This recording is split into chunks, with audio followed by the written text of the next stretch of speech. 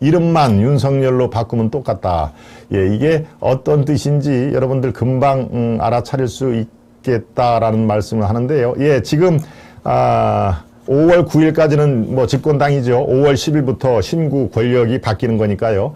네, 민주당을 비롯해서 지금 현재의 청와대는 윤석열 당선인의 이른바 용산시대를 열겠다라고 하는 거에 반대를 하는데, 반대 목소리가 상당한 고강도로 반대를 합니다. 그냥 뭐 한번 대선에서도 뭐 패배한 마당에 야, 너 뭐 이렇게 둘속으로 해, 이 국민들 얘기를 좀 듣고 하지, 이 정도가 아니라 아주 상당히 고강도로 돈도 지금 당선인은 어제 400몇십억이라고 얘기를 했는데 495, 500억이 조금 안 되는 돈인데 말도 안 된다. 1조 원은 든다라고 별 4개 사성장군 출신의 이 민주당 의원이 또 앞장서서 나가고, 청와대도 그렇죠. 청와대는 또 뭡니까? 네, 이거 안 쓴다고? 이거 안 쓰면은 그냥 우리가 쓸게. 니들은 뭐 이거 안 쓴다며 우리가 잘 관리해서 우리가 쓸게라고 그 이름도 참 여러분들 또 이름들 들으면은 귀를 막고 싶은 탁현민 청와대 의전 비서관이죠. 의전 비서관이 또 한 말이 여러 가지로 또 화제가 되고, 그래서 문재인 대통령한테도 아주 혼이 났죠. 이 당선인의 정책에 대해서 왈가왈부하지 마라. 개인적인 그 발언은 삼가라라고 했는데, 저런 분들은 이제 관종이라고 합니다. 그렇죠? 예, 관심종자. 항상 주목을 받아야 직성이 풀리는, 예, 그런 관심종자들이, 참 많죠. 예, 저쪽 그 진영에는.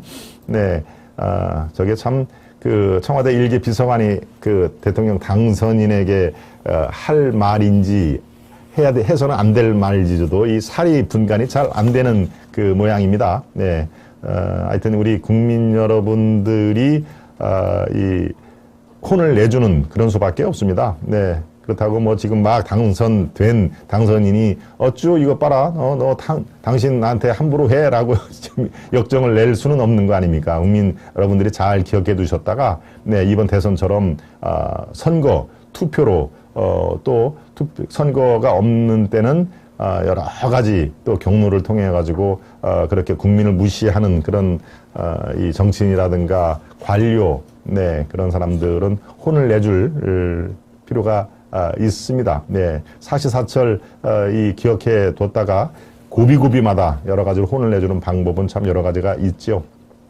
네.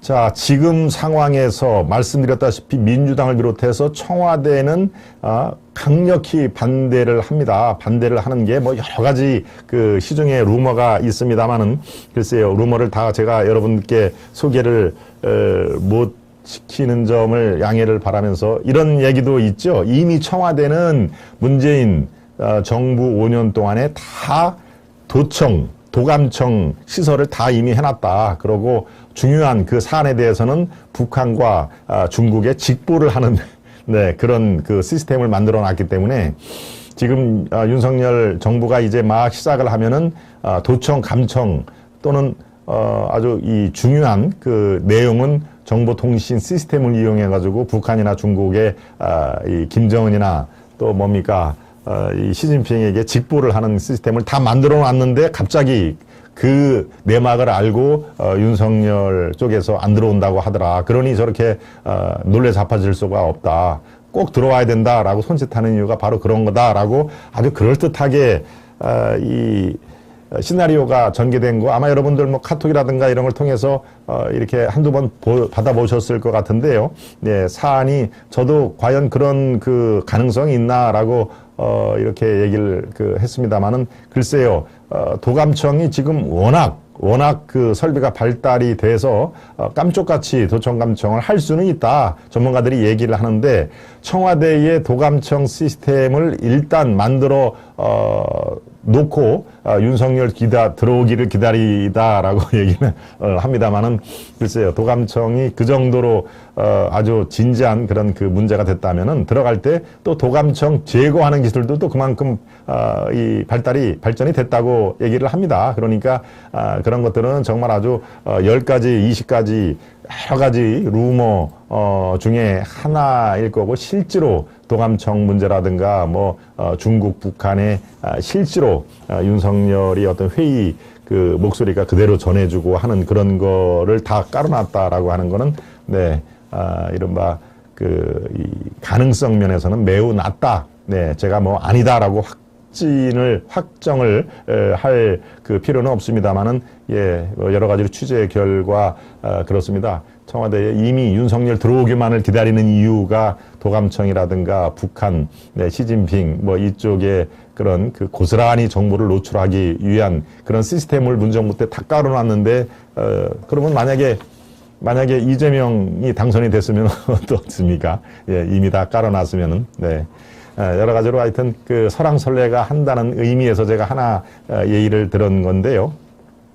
자, 더 재미있고 중요한 얘기가 있습니다.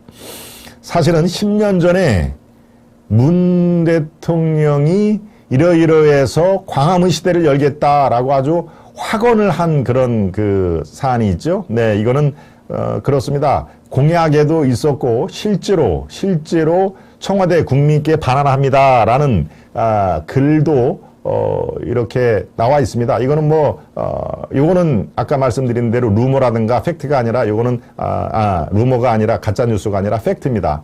자, 요거를 제가 한번 읽어봐 드리겠습니다. 네.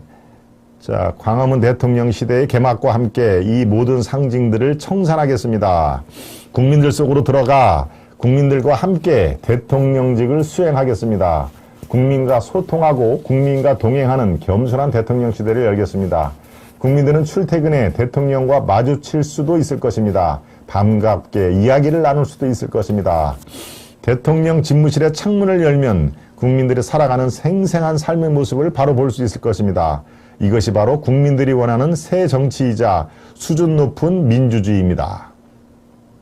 이전에 따른 불편함도 있을 것입니다. 경호, 의전과 같은 실무적 어려움도 있을 것입니다.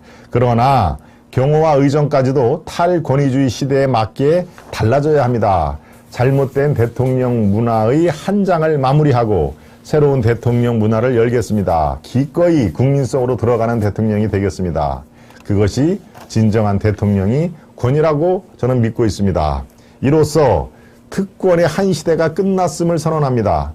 권력은 국민에게 나옵니다. 늘 국민과 함께하는 새 시대 첫 대통령이 되겠습니다. 감사합니다. 자, 여기까지만 여러분들 저와 함께 살펴보셨는데 어제 기자회견에서도 얘기하고, 대통령 지금 인수위원회, 현재 인수위원회에서도 자주 얘기하는 문구가 곳곳에 들어가 있습니다. 네, 그러니까 이건, 윤석열 그 당선인의 얘기거건이 생각을 하는데, 예, 사실은 10년 전에 문 대통령이 본인의 이름으로 발표된 성명문입니다. 밑에 나오죠? 18대 대통령 선거 후보자 문재인. 예, 그런데 이름만 지금 윤석열로 싹 바꾸면 어떻습니까? 기가 막히게 똑같습니다. 지금 기가 막히게. 경호, 의전 같은 실무적 어려움도 분명히 있는데, 이것도 탈권위주의 시대에 맞게 달라져야 되고, 예, 잘못된 대통령 문화, 청와대로 상징되는 아주 권위주의 대통령 문화를 과감하게 혁파하겠습니다. 네, 똑같지요? 국민들 속으로 들어가 국민들과 함께 대통령직을 수행하겠습니다. 출퇴근길에 대통령과 마주칠 수도 있고 반갑게 이야기를 나눌 수도 있을 것입니다. 또 집무실 창문을 열면, 바로 어제 얘기한 겁니다. 윤석열 후보가 어제 얘기했죠. 집무실에 창문을 열면 국민들이 살아가는 생생한 삶의 모습을 바로 볼 수도 있을 것입니다. 정말 아주 기가 막히게 똑같습니다. 그렇게 이 문재인 대통령도 대통령이 되면 이렇게 하겠다라고 했는데 결과적으로는 못했습니다. 네.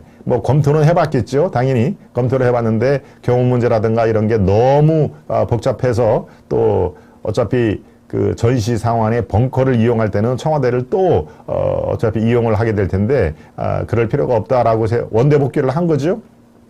예, 이전 대통령하고 똑같이 청와대를 그냥 사용하는 것으로 마무리를 졌는데, 예, 지금 저렇게 똑같은 그 콘텐츠를 담긴 그 사안이 문재인 대통령이 이미 10년 전에 저렇게 발표를 했는데 결국은 성사가 안 되고 실행이 안 된 상황입니다. 그런데 윤석열 당선인은 저걸 이제 하겠다는 얘기인데 반대를 하는, 네, 그런 상황이 벌어진 것이죠.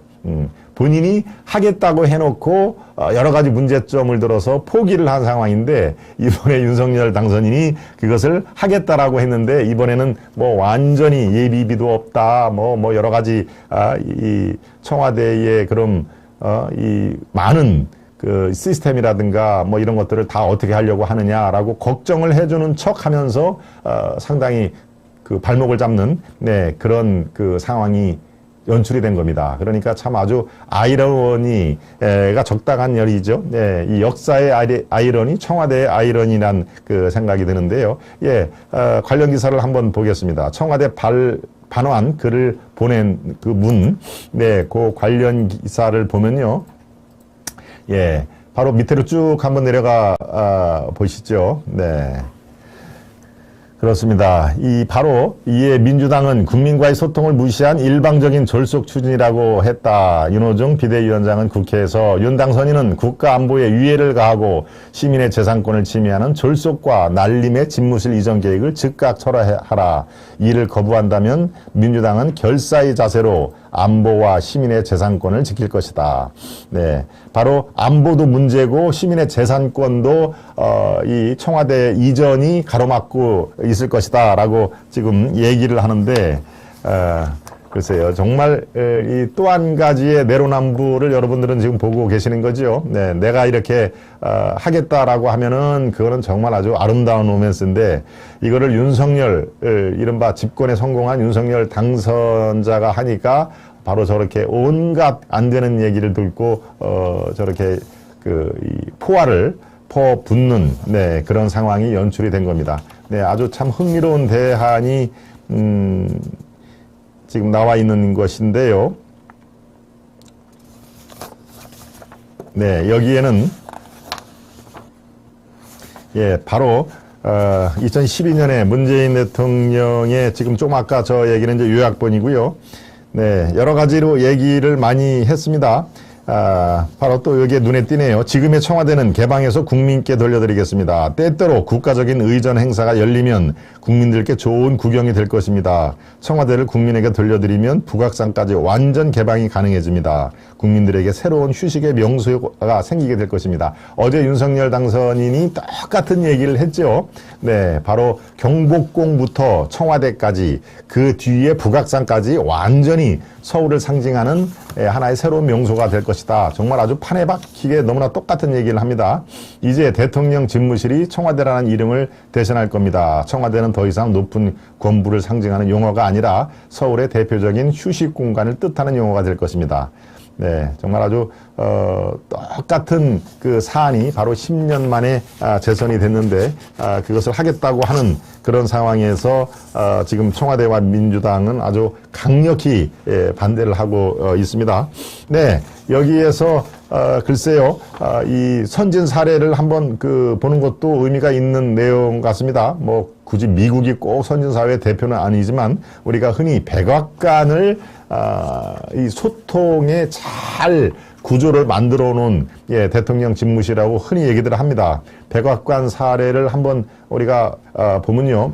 저도 백악관 뭐 이 대통령 집무실까지는 들어가지는 않았습니다만 백악관과 또 그 펜타곤이라고 하죠. 미국의 국방부, 펜타곤은 뭐 아주 속속들이 제가 취재차 다녀온 적이 있었습니다만은 백악관을 보면 집무실, 참모실, 또 브리핑룸 이게 다 1층에 모여 있습니다. 바로 지금 이렇게 하겠다는 것이죠.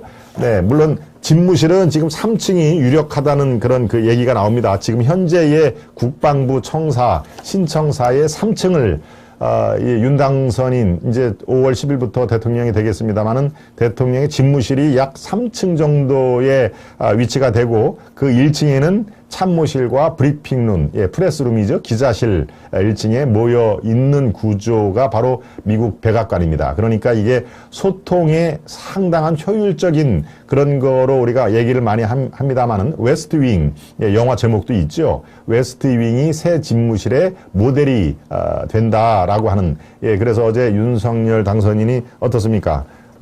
이렇게 하겠다는 것이죠.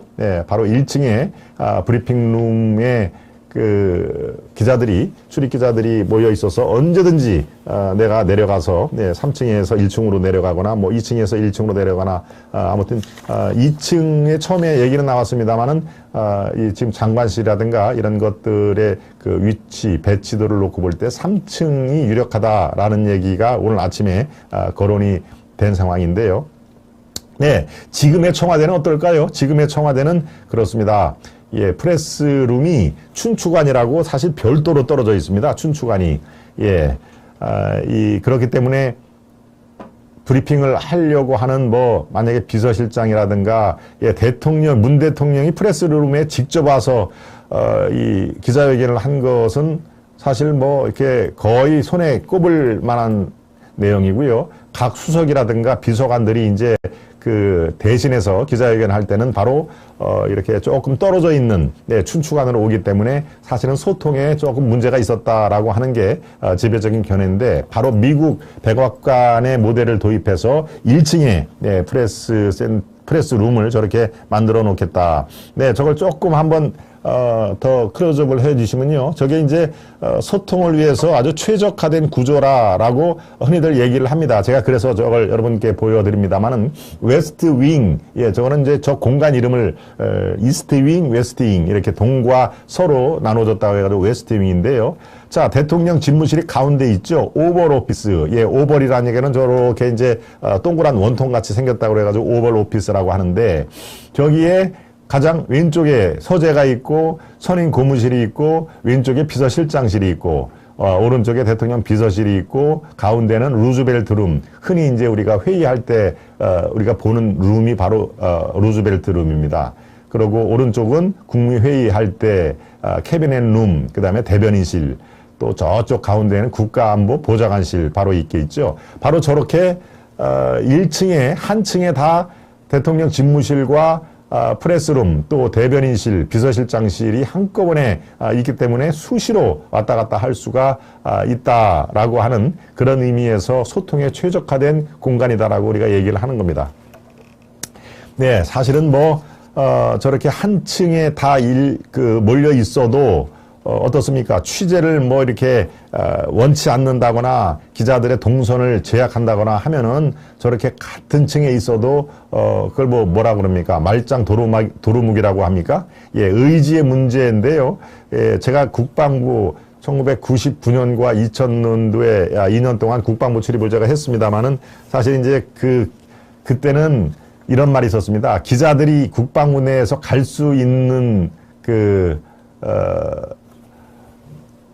데가 딱 3군데 있다. 네, 그래서 기자 출입 가능한 3실, 3가지 실이라는 얘기죠. 예, 물론 우스갯소리란 말입니다만은 기자들이 마음 놓고 갈 수 있는 데가 기자실, 네, 기자니까 기자실은 마음대로 갈 수가 있죠. 또 한 가지는 공보실, 대변인실, 공보실이 같이 붙어 있습니다. 거기는 어차피 취재를 위해서 이렇게 정부에서 만들어준 거니까, 공보실, 기자실, 또 한 가지가 화장실. 네. 요 3군데만 기자들이 마음대로 갈 수가 있고, 나머지는 다 이제 국가안보 이런 걸 해서 통제를 한다. 그래서 국방부의 기자들이 마음 놓고 다닐 수 있는 데가 기자실, 공보실, 화장실, 네, 3군데라는 그런 우스갯소리가 있습니다. 그러니까 바로 의지의 문제입니다. 예, 이른바 기자들은 국민들의 알 권리를 위해서 취재를 하는 거니까요. 그것을 마음껏 물론 어느 정도의 데드라인은 정해놓고 그 안에서는 마음껏 취재를 하시라라고 하면은 정말 국민과의 소통이 어느 정도는 될 텐데, 기자들의 어떤 동선이라든가 완전히 잡아놓으면은 어떻습니까? 아무리 같은 공간을 웨스트윙처럼 공간을 쓰더라도 그건 한계가 있을 수밖에 없다. 즉 공간보다는 의지의 문제다라고 얘기를 했죠. 네, 어제 윤석열 당선인은 어떻습니까? 네, 그렇게 하겠다는 얘기입니다. 청와대를 안 들어가는 것도 국민의 소통을 완전히 제일 우선순위로 하기 때문에, 네, 그 소통을 위해서 처음에는 광화문으로 옮기려고 했는데 이것은 안보라든가 이런 것들이 너무 비용이 많이 들어가고 안보가 지켜지지도 않는다, 보안이. 그래서 거기에 최적화한 네, 국방으로 들어간다. 뭐 이렇게 지금 얘기를 하고 있습니다. 네, 어제 지휘봉을 들고 직접 설명을 하는 모습도 굉장히 설왕설래가 많이 됐는데요. 야, 참신하다. 문 대통령이 저렇게 지휘봉을 들고 직접 국민들에게 설명을 한 적이 있었나라고 참신하다는 그 의견이 있는가 하면은 어차피 결론을 다 내리고 국민들과 소통을 한 게 아니라 강행을 한다라고 하는 거 아니냐라고 하는 그런 반대 목소리도 있죠. 제가 서두에 말씀드린 대로 이른바 윤석열을 지지하는 분들 대선 때 그렇지 않고 이재명이라든가 아니면 제3후보를 지지하는 분들이 바로 저 사안에 대해서 지금 와글와글 이렇게 붙들고 있다라고 하는 그런 얘기를 합니다만은, 네, 요대봉에서 뭐 제 의견이 꼭 듣고 싶다면은 우리 시청 여러분 중에서 의견을 어떻게 생각하십니까? 라고 얘기를 했는데요. 예, 저는 그렇게 생각을 합니다. 일단 대통령 당선자의 의지가 저렇게 확고를 하면은 일단 힘을 실어주자라고 하는 게 제 의견입니다. 사실 뭐 용산 저도 국방부 출입을 해 봤고 그게 어차피 거기에도 2중, 3중으로 이렇게 펜스가 쳐지는 마당에 글쎄요, 소통에 그렇게 소통을 중시를 한다면서 또 다른 구중궁궐화가 되는 거 아니냐라고 제가 우려를 한다고, 예, 바로 지난주 목요일인가요? 김동완의 이 시간에 하이파이브 시간에도 말씀을 드렸습니다만, 일단 당선인이 지금까지 한 번도 해보지도 못했던, 시도해보지도 못했던 청와대를 내가 실현을 하겠다라고 선언을 한 이상 우리가 믿고 한번 지켜보자라고 하는 그런 의미인데, 또 한 가지 아쉬운 점은 있습니다. 과연 지금이 국정 우선순위에 그게 가장 시급한 거다, 저는 그렇게 생각은 안 합니다. 네, 무엇보다 지금 모든 문제에 다 블랙홀처럼 빨려나로 들어가고 있지 않습니까? 모든 문제가. 뭐 지금 코로나로 신음하고 있는 우리 국민 여러분들도 많이 계시고, 여러 가지로 시급한 문제가 분명히 산적해 있는 상황에서 모든 문제가 바로 광화문이냐 용산이냐 아니면 청와대로 다시 돌아가느냐, 이 문제가 벌써 열흘 남짓 이어지고 있기 때문에 이거는 우선순위에서 잘못 이게 썩 바람직한 것은 아니다. 그러고 지금은요, 사실은 취임 당선할 때 제 1착이 뭐였습니까? 국민 통합에 무엇보다도 신경을 쓰겠다. 거기에 주력을 해야 됩니다. 마치 우리가 지남철 자석처럼 자석의 그 쇳가루를 지남철이 쭉 다가가면은 모든 쇳가루가 지남철에 쭉 이렇게 다가오듯이 국민 통합이라든가 이런 데 우선순위를 하는 게 그게 맞습니다. 네.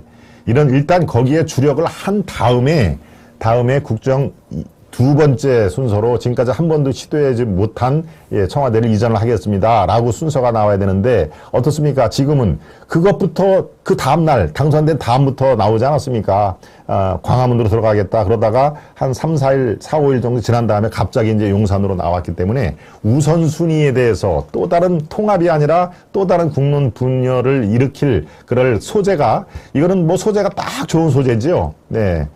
그러니까 전략적으로 접근할 그럴 필요는 있었다. 이렇게 그냥 어차피 지금 청와대에 안 들어가면 못 들어갑니다. 청와대를 지금은 나와야 됩니다. 뭐 6개월 지난 다음에는 다시 나올 수가 없습니다. 라고 하는, 그게 국민들에게 어떤 설명을 하는 것보다는 우선순위가 국민 통합에 대해서 주력하는 모습을 먼저 보이고, 네, 그 다음에 국정 2순위로 이것도 필요합니다라고 나와 있는데, 지금 그렇게 순서가 바뀌었지 않습니까? 제가 아쉽게 생각하는 건 바로 그런 얘기이기 때문에 전략적으로 접근하는 국민들의 찢겨진 마음을 어루만지는 그런 행동과 그런 정책이 먼저 나왔어야 됐다라는 것을 제가 지적을 합니다. 네, 그리고 실제로 청와대를 벗어나야 되겠다라고 하는 그게 당선인의 어제 여러분들 보셨죠? 뭐 아주 확고한 생각이더군요. 조금도 이렇게 조금 더 제가 더 진지하게 더 생각을 해보겠습니다, 이런 게 아니라 이미 결정을 내리고 여러분들께 이렇게 설명을 해주는 그런 자리이기 때문에,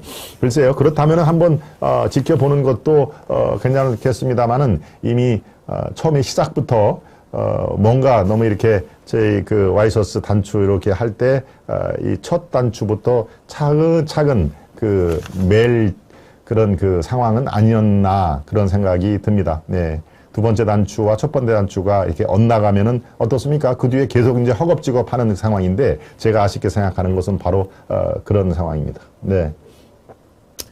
그렇군요. 네. 윤주리님, 해가님, 네.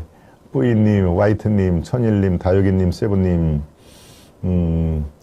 그렇습니다. 세븐님, 청와대에 일단 체계를 갖추면 빠져나오기는 매우 어렵다. 이런 얘기를 어제 윤당성자가 얘기를 했습니다. 네. 지금 상황에서는요, 이미 저 정도까지 결정이 됐고 대국민 기자회견 했으면은 저걸 이제 또 뒤집기는 더 힘듭니다. 만약에 뒤집는다 하면은 봐라.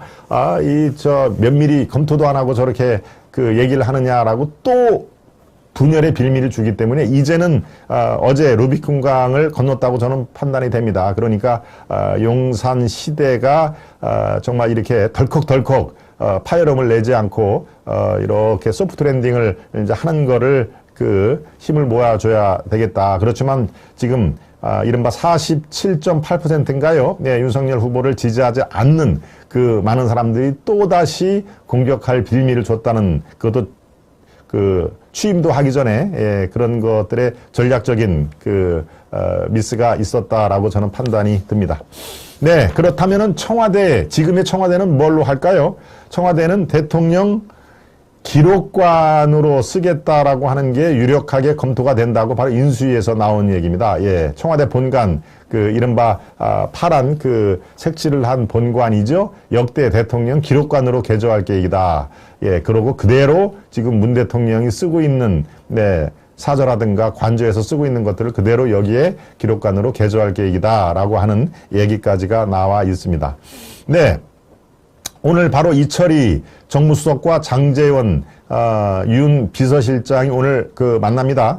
만나서 아마 지금 여러 가지 사면, MB 사면이라든가 또 알박기 인사 이런 것들이 이제 주요 의제로 여길 뻔하다가 지난번에 그렇게 결렬된 거 아니겠습니까? 네, 이번에는 바로 이제 청와대 이전 문제 이런 것들이 우선적으로 이렇게 거론이 되고 아마 이렇게 또 파열음을 내면은 양쪽에 다 피해를 입으니까 아마 그렇게 될 겁니다. 이제 덕담을 먼저 우선순위로 하고 나중에 끝에 비공개 회담으로 이러이러한 것을 논의를 했다. 이렇게 될 가능성이 대단히 높아 보입니다. 네. 그렇죠. 아파트 리모델링 하는데도 두서에 달한 소모가 되는데 실제로 그렇죠. 예, 너무 조급하다. 예, 바로 그러니까 업무의 우선순위. 예, 뭔가 국민의 통합에 국민 통합에 정말 제일 먼저 신경을 쓰는구나라는 것을 먼저 보여준 다음에 아니면 투트랙으로 하던가 그렇지만 국민 통합에 대해서 열흘 동안에 이렇다 할 말로 강조는 합니다만 성과라든가 비전 제시를 사실은 못한 상태에서 청와대 이전 문제가 모든 이슈를 이렇게 블랙홀처럼 빨아들인 게 저는 판단 미스다라고 제가 말씀을 드립니다. 네, 그렇지만 지금 넘어올 수 없는 강을 건넜기 때문에 이제는 힘을 실어줘야 된다까지 제가 말씀을 드렸습니다. 네.